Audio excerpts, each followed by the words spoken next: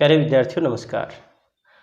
हमने अब से पहले जो दूसरा अंक था इस कहानी का उसके बारे में पढ़ लिया था और जिसमें युद्ध का जो मैदान है उसकी बात की गई है। ये जो सैनिक हैं वो खंदकों में पड़े हुए हैं, वहाँ पर उनकी क्या दशा क्या स्थिति है उसके बारे में चित्रण हुआ है। वहीं पर इनके साथ में एक बोधा सिंह नामक सैनिक भी है जो बीमार है, जो उसकी सेवा करते हैं। उसी क्रम में हम अब तीसरा जो अंक है उस तीसरे अंक का अध्ययन करेंगे। तो देखिएगा कि दोपहर रात गई, अंधेरा है, सन्नाटा छाया हुआ है। बोधा सिंह खाली बिस्कुटों के तीन टिनों पर अपने दोनों कंबल बिछाकर और लैना सिंह के दो कंबल और एक बरकोट ओढ़कर सो रहा है। लैना सिंह पहरे पर खड़ा हुआ है, एक आंख खाई के मुंह पर है और एक बोधा सिंह के दुबले शरीर पर। बोधा कर रहा, क्यों बोधा भाई, क्या है, पानी पिला दो। इस तीसरे अंक की जो शुरुआत हो रही है, रात का जो वातावरण है, इसमें जो बोधा सिंह है वो जो कि बीमार है, पिछले वाले अंक में भी यानी कि बात आई थी, यानी कि वह लेटा हुआ है, दो कंबल हैं, हाँ वो बिछे हुए हैं। लैना सिंह की दो कंबल और एक जो बरकोट यानी कि ओवरकोट उसको ओढ़ करके वो सोया हुआ है और लैना सिंह पहरा दिए हुए है और लैना सिंह बहुत ही सजग है इस समय। वहीं पर एक तरफ तो यानी कि पहरा जो दे रहा है वहाँ पर सचेत है, तो दूसरी तरफ जो बोधा सिंह है उसका भी वह पूरा ध्यान रख रहा है। उसी क्रम में देखिएगा जो कि बोधा सिंह है वो उसे पानी के लिए कहता है। लैना सिंह ने कटोरा उसके मुंह से लगाकर पूछा, कहो कैसे हो। पानी पीकर बोधा बोला, कंपी छूट रही है, रोम रोम में ताड़ दौड़ रहे हैं, दांत बज रहे हैं। अच्छा मेरी जर्सी पहन लो। और तुम? मेरे पास सिगड़ी है और मुझे गर्मी लगती है, पसीना आ रहा है। ना, मैं नहीं पहनता, 4 दिन से तुम मेरे लिए। उधर जो बोधा सिंह है वो लैना सिंह से पानी मांगता है, वह पानी पिलाता है। पानी पीने के बाद में जो बोधा सिंह है वह और ज़्यादा यानी कि जो कंपी है उसके भीतर वो छूटने लगती है, सर्दी के कारण वह सिहरने लगता है। तो जब वो कह रहा है कि भाई ठीक है मुझे बहुत ज़्यादा सर्दी लग रही है, तो इधर जो लैना सिंह है वो उसे जर्सी पहनने की बात कहते हैं, वह मना करता है। तब यानी लैना सिंह कहता है कि मैं सिगड़ी के पास बैठा हूँ, मुझे गर्मी लग रही है, पसीना आ रहा है, परंतु फिर भी बोधा सिंह है वो मना करता है। आगे देखिएगा। हाँ याद आई, मेरे पास दूसरी गर्म जर्सी है, आज सवेरे ही आई है, बिलायत से बुन बुन कर भेज रही हैं मैमें, गुरु उनका भला करे। यूं कहकर लैना अपना कोट उतार कर जर्सी उतारने लगा। सच कहते हो और नहीं झूठ, यूं कहकर ना ही करते बोधा को उसने जबरदस्ती जर्सी पहना दी और आप खाकी कोट और जीन का कुर्ता पहनकर पहरे पर आ खड़ा हुआ। मैम की जर्सी की कथा केवल कथा थी। प्यारे विद्यार्थियों, यहाँ पर जो बात है वो यही है कि जो लैना सिंह है वो बड़ा सेवाभावी है और बोधा की तरफ बहुत ज़्यादा ध्यान भी देता है, बहुत ज़्यादा उसका ध्यान रख रहा है। और यहाँ पर वो उसे बहलाता फुसलाता कि किस प्रकार से यानी कि वो उसे अपनी जर्सी पहनाने के लिए तैयार कर लेता है। तो वो कहता है कि हाँ याद आई, मेरे पास दूसरी गर्म जर्सी है, आज सवेरे ही आई है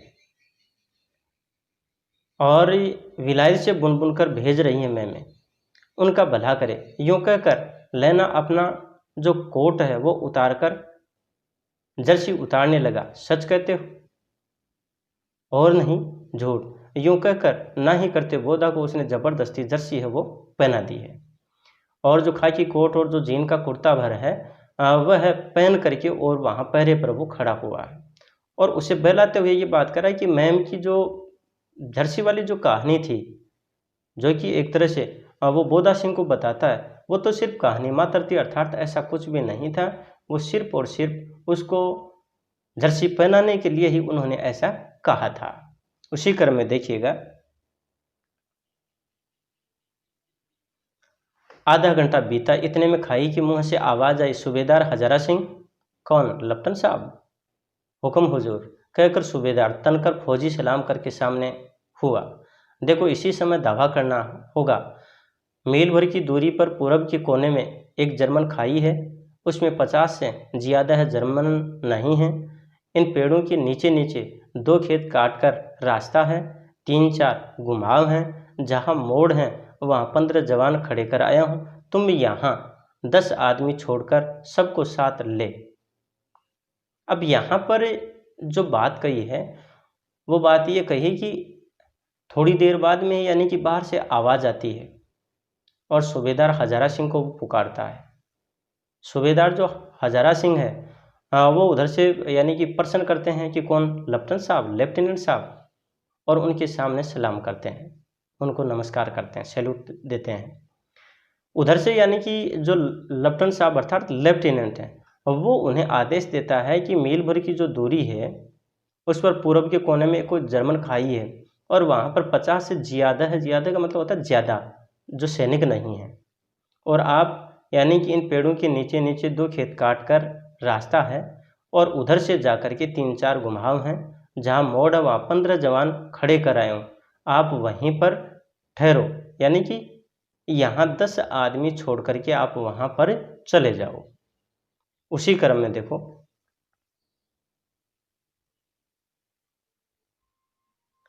साथ ले उनसे जा मिलो, खंदक छीनकर वहीं जब तक दूसरा हुक्म न मिले डटे रहो, हम यहाँ रहेगा जो हुक्म। यानी कि वहाँ पर वो आदेश दे देता है कि आपको वहाँ पर जाना, यहाँ 10 सैनिक हैं उनको छोड़ दीजिए और अगले आदेश तक आपको वहीं पर रुके रहना है। उसी क्रम में आगे यहाँ पर कह रहा है, चुपचाप सब तैयार हो गए। बोधा भी कंबल उतार कर चलने लगा। तब लैना सिंह ने उसे रोका।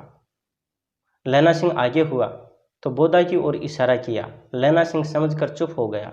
पीछे 10 आदमी कौन रहे इस पर बड़ी हुज्जत हुई। कोई रहना नहीं चाहता था। समझा बुझाकर सूबेदार ने मार्च किया। लेफ्टिनेंट साहब लैना की सिगड़ी के पास मुंह फेर कर खड़े हो गए और जेब से सिगरेट निकालकर सुलगाने लगे। 10 मिनट बाद उन्होंने लैना की ओर हाथ बढ़ाकर कहा, लो तुम भी पियो। यहाँ पर जो बात कही गई है वो बात ये कही गई है कि लेफ्टिनेंट के द्वारा जब उनको आदेश दे दिया गया तो उसके बाद में सभी जो लोग हैं वो वहाँ पर जाने के लिए तैयार हो गए। हुज्जत हुई का मतलब होता है संघर्ष होना, और वो जाने के लिए तैयार हो गए। जो बोधा सिंह है वो भी जाना चाहता है, लेकिन लैना सिंह ने उसे रोक दिया। और लैना सिंह जैसे ही यानी कि जाने के लिए तैयार हुआ तो सूबेदार हजारा सिंह ने बोधा सिंह की तरफ इशारा करते हुए, अर्थात कि भाई उसकी देखभाल की ज़रूरत है, इसलिए उसे रुकने का इशारा कर दिया और वह मान जाता है। ये जो लोग हैं वो उधर चले जाते हैं और इधर जो लेफ्टिनेंट है वो सिगड़ी के पास ही मुंह फेर करके वहाँ पर बैठ जाता है और सिगरेट निकाल करके सुलगाने लगता है। थोड़ी देर जैसे ही होती है यानी कि 10 मिनट जैसे होते हैं तो लैना सिंह की ओर लेफ्टिनेंट ने हाथ बढ़ाया और वो सिगरेट पीने के लिए उसे कहता है। अब यहाँ पर देखो कहानी में एक नया बदलाव आता है, तो वो किस रूप में है, कैसे, वो देखिएगा।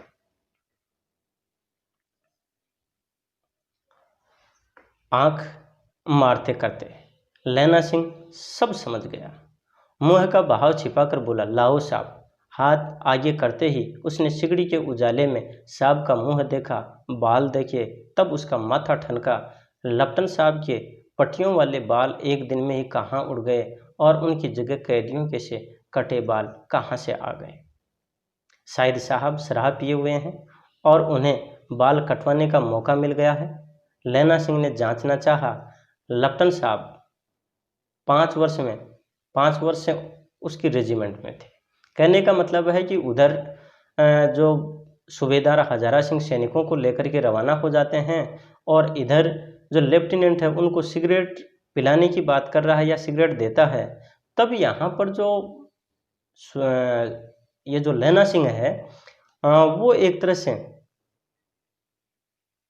बात को ताड़ता है, समझता है और वह सिगरेट पीने का बहाना करके और सिगड़ी के उजाले में लेफ्टिनेंट का मुंह देखता है और तब उसे यूँ लगता है कि मामला सारा ही गड़बड़ हो गया।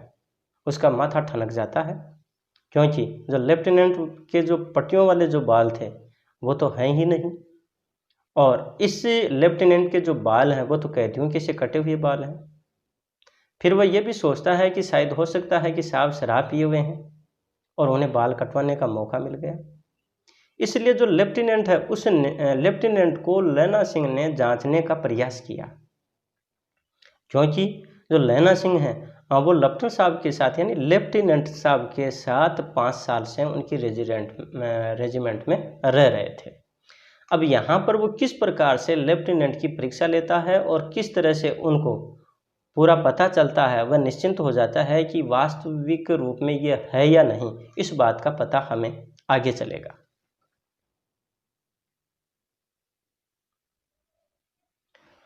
क्यों साहब, हम लोग हिंदुस्तान कब जाएंगे? लड़ाई खत्म होने पर। क्यों, क्या ये देश पसंद नहीं? नहीं साहब, शिकार के भी मज़े यहाँ कहाँ।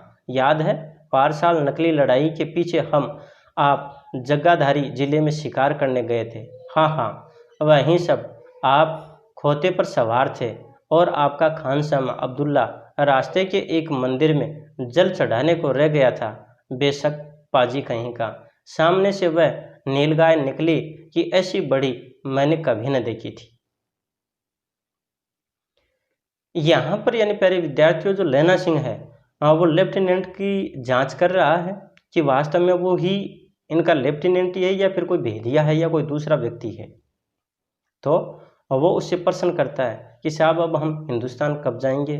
उधर से जवाब आता है लड़ाई खत्म होने पर। फिर वो प्रश्न करता है कि क्या ये देश पसंद नहीं है? तो वो उसकी परीक्षा लेने के लिए कुछ ऐसे ही प्रश्न करता है जो कि बेतुके हैं।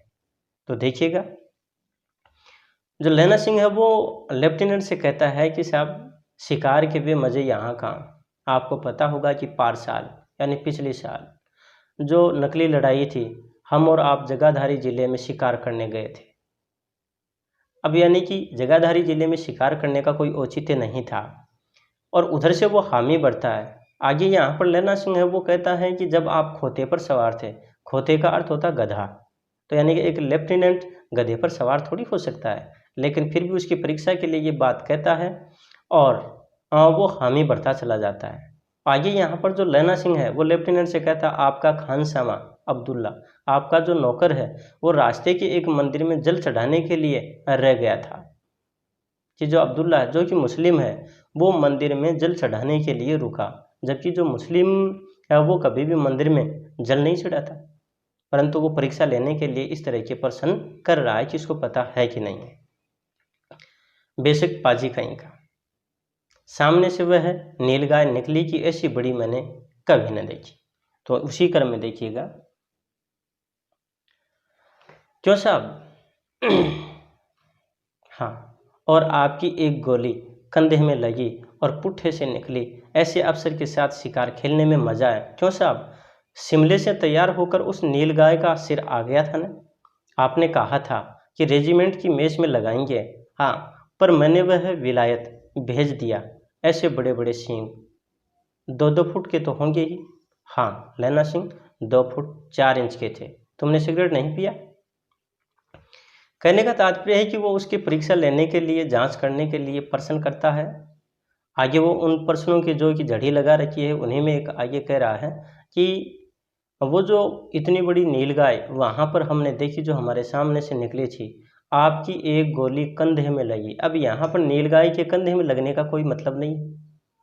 आगे कह रहा पुट्ठे से निकली। ऐसे अफसर के साथ शिकार खेलने में मजा है। क्यों साहब, शिमले से तैयार होकर उस नीलगाय का सिर आ गया था ना। आपने कहा था कि रेजिमेंट की मेज में लगाएंगे। हाँ, पर मैंने वह विलायत भेज दिया। ऐसे बड़े सिंह, बड़े बड़े सिंह। अब यहाँ पर लैना सिंह है वो प्रश्न कर रहा है कि 2-2 फुट के तो होंगे। उधर से जवाब आता है यानी लेफ्टिनेंट का, हाँ लैना सिंह 2 फुट 4 इंच के थे। अब यहाँ पर बात यह आ गई कि यानी कि नीलगाय के जो सींग है वो कभी भी इतने बड़े नहीं होते हैं।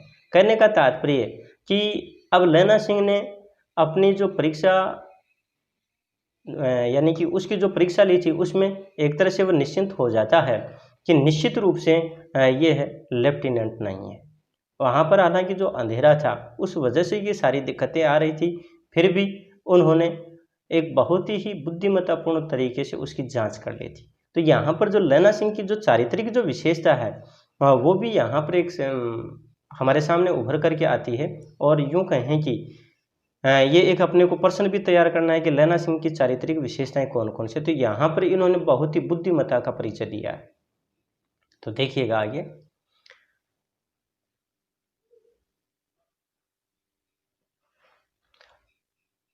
पीता हूँ साहब, दिया सलाई ले आता हूँ, कहकर लैला सिंह खंदक में घुसा। अब उसे संदेह नहीं रहा। उसने झटपट निश्चय कर लिया कि क्या करना चाहिए। अंधेरे में किसी सोने वाले से वह टकराया। कौन? वजीरा सिंह। हाँ, क्यों लेना, क्या कयामत आ गई, जरा आंख तो लगने दी होती। तो यानी कि लैला सिंह को जब पूरा विश्वास हो गया तो वहाँ से यानी कि वह चलता। उससे पहले जो लेफ्टिनेंट है उसे वो सिगरेट पीने के लिए कहता है, तो वो बहाना बनाता है कि मैं दिया सलाई ले आता हूँ, और वह खंदक के भीतर जाता है और वजीरा सिंह से वह टकराता है। वजीरा सिंह उससे प्रश्न करता है कि लैला सिंह, क्या कयामत आई है, क्या परेशानी आई है, कम से कम थोड़ी देर के लिए सोने तो देते। उसी क्रम में देखो,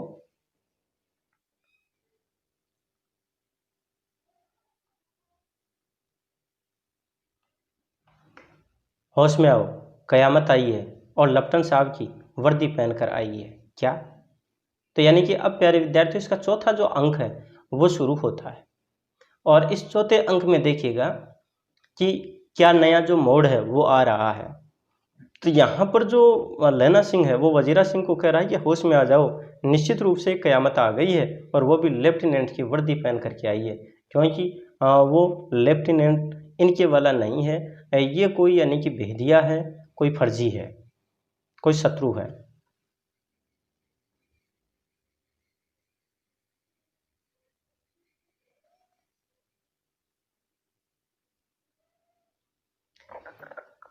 लेफ्टिनेंट साहब या तो मारे गए हैं या कैद हो गए हैं। उनकी वर्दी पहनकर ये कोई जर्मन आया है। सूबेदार ने इसका मुंह नहीं देखा, मैंने देखा है और बातें की हैं। साफ उर्दू बोलता है, पर किताबी उर्दू, और मुझे पीने को सिगरेट दिया है। तो अब यानी कि लैला सिंह है वो लेफ्टिनेंट के बारे में वजीरा सिंह को सारी बातें बता देता है। वो बताता है कि ये एक तरह से लेफ्टिनेंट की वर्दी पहन करके आ गया है, वो जर्मन है ये। और सूबेदार जो हैं, जो कि अभी सैनिकों को लेकर के निकल गए, उन्होंने इनको सही ढंग से देखा नहीं। ये जो व्यक्ति है साफ उर्दू बोलता है, किताबी उर्दू, यानी बोलचाल की उर्दू में और जो किताबी उर्दू उसमें फ़र्क होता है। यानी भाषा एक तो बोलचाल की होती है और एक किताबी भाषा जो होती है, उन दोनों में बहुत ज़्यादा अंतर होता है। तो यानी कि ये जो किताबी उर्दू है वो बोलता है, और लैला सिंह को पीने के लिए वो सिगरेट देता है, जो कि लैला सिंह कभी सिगरेट पीता ही नहीं है। उसी क्रम में आगे देखिए, यानी कि वजीरा सिंह जब प्रश्न करता है कि तो अब, तो वो क्या कहता है, अब मारे गए, धोखा है, सूबेदार होरा कीचड़ में चक्कर काटते फिरेंगे और यहाँ खाई पर दावा होगा।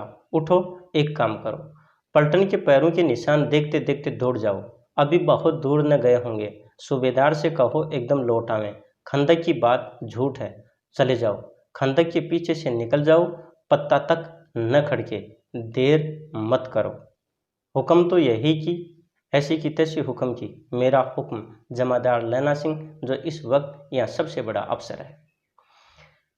कहने का मतलब यहाँ पर यह है कि सूबेदार होरा सिंह उधर चले गए हैं, इधर लैला सिंह है वो तुरंत वजीरा सिंह से ये बात कहता है कि आप यहाँ से तुरंत निकल जाओ और जा कर के और सूबेदार से पूरी कहानी बताओ कि खंदक वाली जो बात है वो झूठ है, और जल्दी वापस आ जाओ, हमारे साथ एक साजिश हुई है।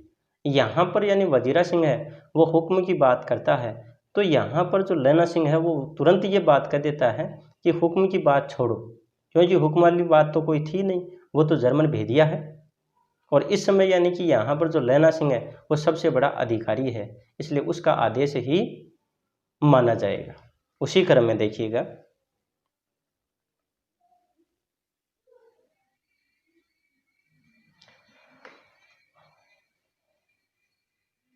उसका हुक्म है, मैं लप्टन साहब की खबर लेता हूँ, पर यहाँ तो तुम 8 ही हो। यहाँ पर जो वजीरा सिंह है वही ये बात कहता है कि भाई यहाँ पर आप सैनिक ही ज़्यादा नहीं है, तो उसका जवाब देता है। तो देखिए क्या जवाब देता है। 8 नहीं 10 लाख, एक एक अकाल या सिख 1.25 लाख के बराबर होता है, चले जाओ। लौटकर खाई के मुहाने पर लैना सिंह दीवार से चिपक गया। उसने देखा कि लेफ्टिनेंट साहब ने जेब से बेल के बराबर के 3 गोले निकाले, तीनों को जगह जगह खंदक की दीवारों में घुसेड़ दिया और तीनों में एक तार सा बांध दिया।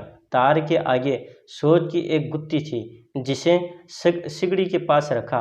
बाहर की तरफ जाकर एक दिया सिलाई जलाकर गुत्थी पर रखने ही। कहने का मतलब है कि उधर वजीरा सिंह को लैना सिंह ने भेज दिया और इधर यानी कि आकर के उन्होंने दीवार के सहारे चिपक करके लैना सिंह ने देखा कि जो लेफ्टिनेंट है उसने अपनी जेब से 3 बेल के आकार के जो गोले हैं वो निकाला और जो खंदक उसकी जो दीवार है उसमें उनको छिपा दिया।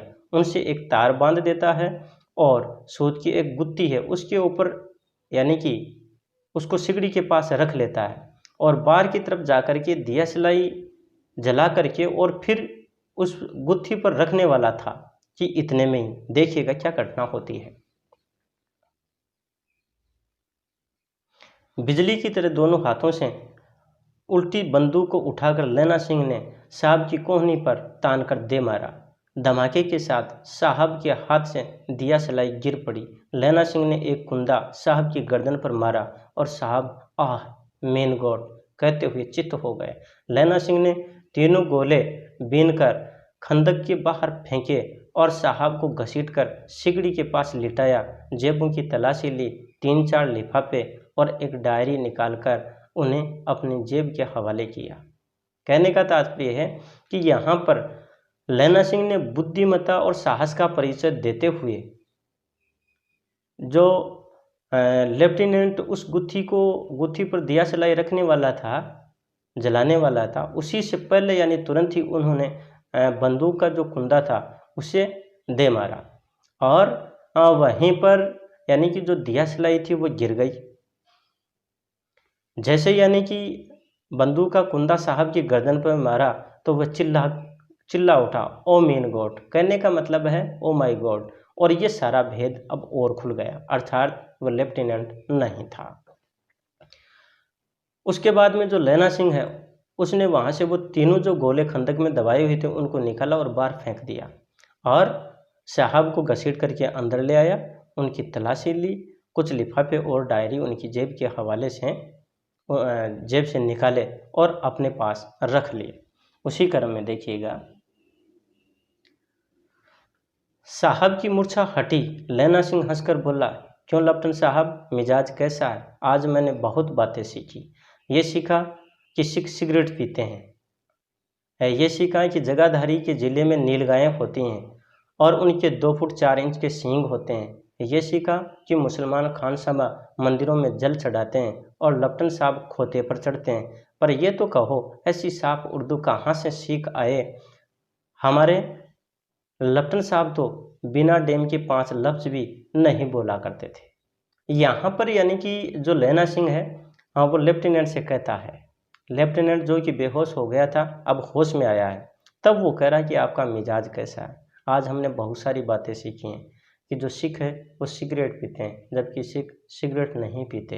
इसका मतलब ये भी नहीं कि वो बिल्कुल पीते नहीं है। खैर, जगाधारी जिले में नील गायें होती हैं अर्थात वहाँ नहीं होती। 2 फुट 4 इंच के सींग जो कि उनके नहीं होते और मुसलमान जो खानसामा मंदिर में जल चढ़ाते हैं वो जल भी नहीं चढ़ाते। लेफ्टिनेंट यानी लेफ्टिनेंट साहब लेफ्टिनेंट खोते पर गधे पर चढ़ते हैं, वो नहीं उस पर नहीं बैठते। यानी ये सारी चीज़ें गलत थी और इन चीज़ों के माध्यम से लैना सिंह ने उसकी परीक्षा ली थी और ये बातें वो उस लेफ्टिनेंट से कह रहा है। आगे वो कह रहा है कि वास्तव में आपने इतनी अच्छी उर्दू कहाँ से सीखी? उनके वाला जो लेफ्टिनेंट है वो तो इस तरह की उर्दू नहीं बोलता था। उसी क्रम में देखो, लैना ने पतलून की जेबों की तलाशी नहीं ली थी। साहब ने मानो जाड़े से बचने के लिए दोनों हाथ जेबों में डाले। लैना कहता गया, चालाक तो बड़े हो, पर मांझे का लैना इतने बरस लेफ्टिनेंट साहब के साथ रहा है उसे चकमा देने के लिए 4 आंखें चाहिए। 3 महीने हुए एक तुर्की मौलवी मेरे गांव आया था, औरतों को बच्चे होने की ताबीज बांटता था और बच्चों को दवाई देता था।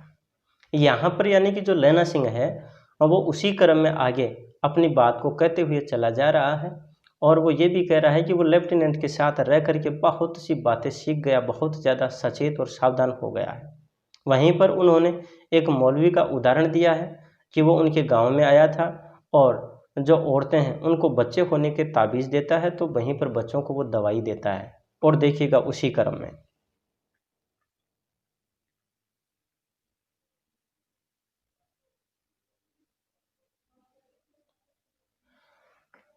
चौधरी के बड़ के नीचे मांझा बिछाकर हुक्का पीता रहता था और कहता था, जर्मनी वाले बड़े पंडित हैं, वेद पढ़ पढ़ कर उसमें से विमान चलाने की विद्या जान गए हैं। गौ को नहीं मारते, हिंदुस्तान में आ जाएंगे तो गौ हत्या बंद कर देंगे।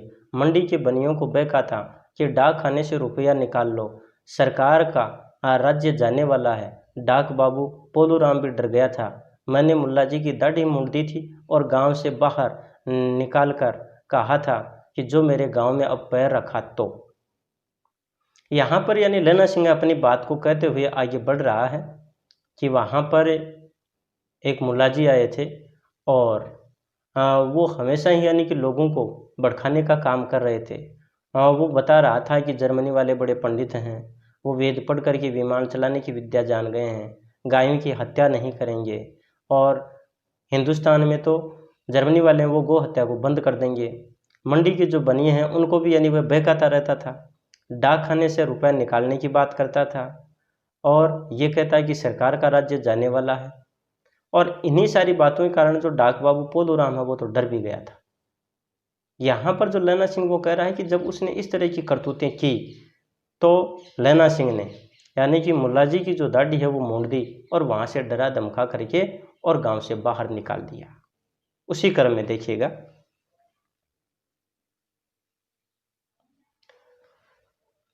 साहब की जेब में से पिस्तौल चला और लैना सिंह की जांग में गोली लगी। इधर लैना की हेनरी मार्टिनी के 2 फायरों ने साहब की कपाल क्रिया कर दी। धड़ाका सुनकर सब दौड़े आए। बोधा चिल्लाया, क्या है? लैना सिंह ने उसे ये कहकर सुला दिया कि एक हड़का हुआ कुत्ता आया था, मार दिया। होरा से सब हाल कह दिया, औरों से सब हाल कह दिया। सब बंदूकें लेकर तैयार हो गए। लैना ने साफा फाड़कर घाव के दोनों तरफ पट्टियां कसकर बांधी। घाव मांस में ही था, पट्टियों के कसने से लहू निकलना बंद हो गया। तो यानी कि इतने में जो लेफ्टिनेंट थे, जो नकली था, उसने पिस्तौल चलाई और वो गोली लैना सिंह की जांग में लगी।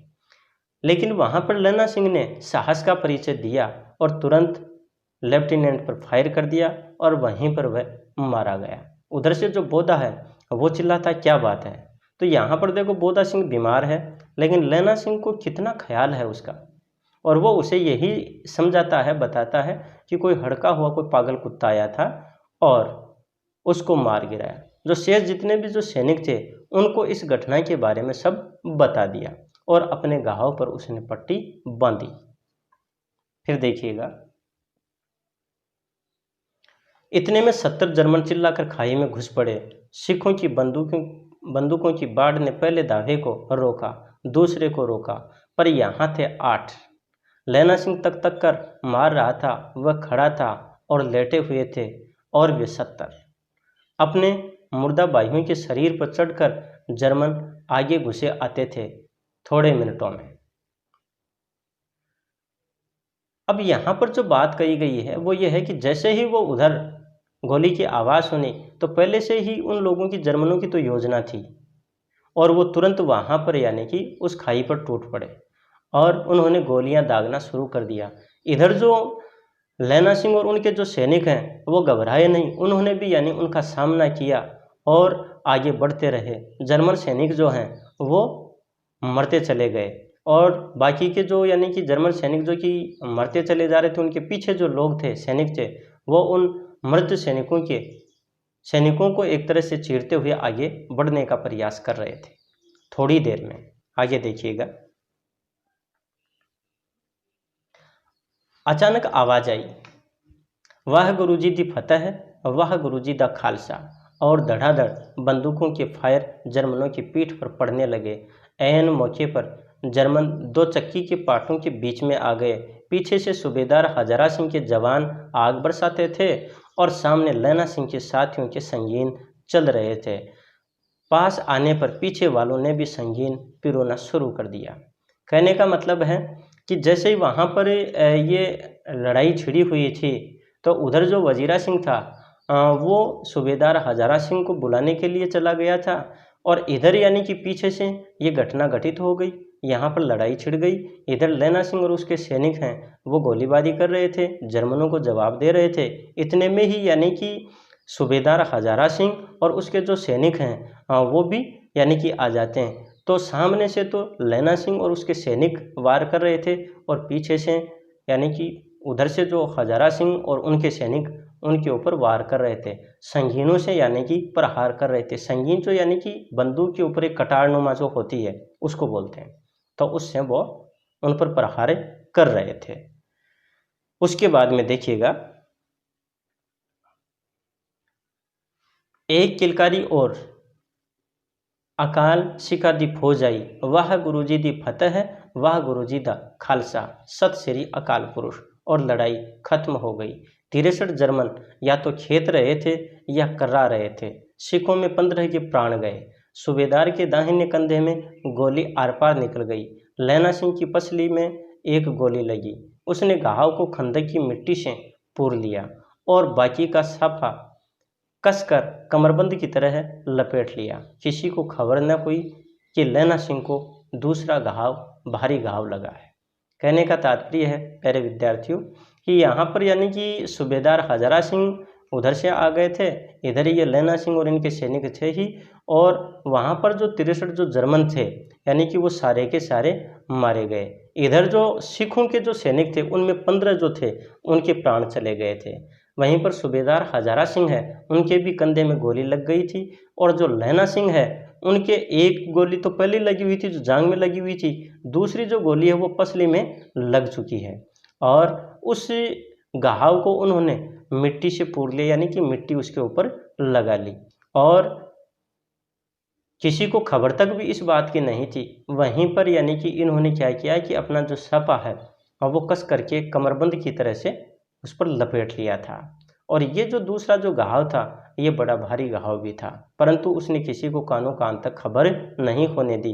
ये एक तरह से लैना सिंह की सहनशीलता का परिचायक है, धैर्य का परिचायक है। आगे देखिए। लड़ाई के समय चांद निकल आया था, ऐसा चांद जिसके प्रकाश में संस्कृत कवियों का दिया हुआ अक्षयी नाम सार्थक होता है। और हवा ऐसी चल रही थी जैसी बाण भट्ट की भाषा में दंती वेणोपदेशाचार्य कहलाती। वजीरा सिंह कह रहा था कि कैसे मन मन भर फ्रांस की भूमि मेरे बोटों से चिपक रही थी जब मैं दौड़ा दौड़ा सूबेदार के पीछे गया था। सूबेदार लैना सिंह से सारा हाल सुन और कागजात पाकर वे उसकी तुरंत बुद्धि को सराह रहे थे और कह रहे थे कि तू न होता तो आज सब मारे जाते। कहने का मतलब है यहाँ पर यानी कि वहाँ का आंचलिक चित्रण किया है एक साथ तो, और आपसी बातचीत को प्रस्तुत किया है कि चांद है वो साफ निकल आया था, और जिस प्रकार से संस्कृत कवियों ने जैसे चित्रण किया अक्षयी नाम से सार्थक बताया वही स्थिति वहाँ पर थी। और उस समय जो हवा चल रही थी वह भी बड़ी ठंडी थी, एक तरह से सिहराने वाली, कंपकपी छुड़ाने वाली जो सर्दी थी वो थी। हवा बड़ी ठंडी थी। और जो वजीरा सिंह है वो कह रहा है कि भाई किस प्रकार से जो फ्रांस की जो मिट्टी है वो मन मन भर उसके जूतों से चिपक रही थी, और सूबेदार के पीछे वह जब दौड़ा, वहीं पर जो सूबेदार है वो भी लैना सिंह से जब सारा हाल सुना तो उसकी तुरंत बुद्धि यानी कि हाजिर जवाबी और तुरंत निर्णय लेने की जो क्षमता है यानी उसकी सराहना वो कर रहे थे। यहाँ पर वो कहता है कि अगर आज लैना सिंह से वो कह रहा है कि आज अगर आप तुरंत बुद्धि के हिसाब से ये निर्णय न लेते तो आज सब के सब मारे जाते।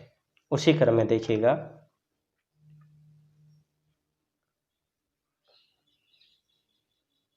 इस लड़ाई की आवाज़ 3 मील दाहिने ओर की खाई वालों ने सुन ली थी। उन्होंने पीछे टेलीफोन कर दिया था। वहां से झटपट 2 डॉक्टर और 2 बीमार ढोने की गाड़ियां चली, जो कोई 1.5 घंटे के अंदर अंदर आ पहुंची। फील्ड अस्पताल नज़दीक था। सुबह होते होते वहां पहुंच जाएंगे, इसलिए मामूली पट्टी बांधकर एक गाड़ी में घायल लिटाए गए और दूसरी में लाशें रखी गई। कहने का मतलब है पास में ही, यानी जो और उनके जो सैनिक साथी थे, उन्होंने भी ये इस घटना के बारे में सुन लिया था और वहाँ पर टेलीफोन के माध्यम से सूचना भी दे दी गई। और वहाँ पर तुरंत ही जो डॉक्टर हैं वो और बीमार ढोने के लिए गाड़ियाँ भी वहाँ आ गई। और वहाँ यानी कि पास में ही जो अस्पताल था, तो वहाँ जो घायल थे उनको पहुँचाया गया। एक कुछ जो सैनिक हैं वो एक गाड़ी में थे जो घायल थे, वहीं पर दूसरी गाड़ी में जो लाशें हैं उनको रखा गया। आगे देखिएगा।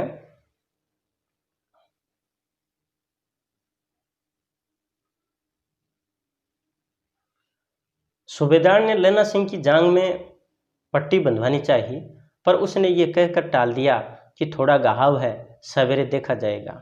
बोधा सिंह जबर में बर्रा रहा था। वह गाड़ी में लिटाया गया। लैला को छोड़कर सूबेदार जाते नहीं थे। ये देख लैला ने कहा, तुम्हें बोधा की कसम है और सूबेदारनी जी की सौगंध, जो इस गाड़ी में न चले जाओ। और तुम? तो यहाँ पर यानी कि जो लैला सिंह है, उन्होंने सूबेदार को यानी कि भेजना चाहा है, और इधर जो सूबेदार हैं वो लैला सिंह को भेजना चाहते हैं। सूबेदार जो हजारा सिंह है वो लैला सिंह को छोड़ना नहीं चाहते। वहीं पर जो बोधा सिंह है वो भी ज्वर के कारण, बुखार के कारण बड़बड़ा रहा है। यहाँ पर सूबेदार हजारा सिंह लैला सिंह को सूबेदारनी की सौगंध भी देता है, बोधा की सौगंध देता है। अब उसके बाद में क्या स्थिति होती है उसको हम देखते हैं। मेरे लिए वहां पहुंचकर गाड़ी भेज देना, और जर्मन मुर्दों के लिए भी तो गाड़ियां आती होंगी। मेरा हाल बुरा नहीं है, देखते नहीं मैं खड़ा हूं, वजीरा सिंह मेरे पास तो है। अच्छा, पर बोधा गाड़ी पर लेट गया। भला आप भी चढ़ जाओ। सुनिए तो, सूबेदारनी होरा को चिट्ठी लिखो तो मेरा मत्था टेकना लिख देना, और जब घर जाओ तो कह देना कि मुझसे जो उसने कहा था वह मैंने कर दिया। यहाँ पर यानी कि जो लैला सिंह है वो सूबेदार हजारा सिंह और बोधा सिंह को वहाँ से रवाना करता है, और जाते समय यानी कि वो एक बात कहता है कि आप एक काम करना कि सूबेदारनी को जब चिट्ठी लिखो तो उन्हें मेरा मत्था टेकना कहना, और ये भी बताना कि आपने जो बात कही थी वो मैंने कर दिया है। अब यहाँ पर एक प्रश्न उभरता है कि सूबेदारनी ने लैला सिंह को ऐसा क्या कहा था। खैर, ये आगे जैसे ही अपनी कहानी आगे बढ़ती है वैसे वैसे इन प्रश्नों का उत्तर हमें मिलता चला जाएगा।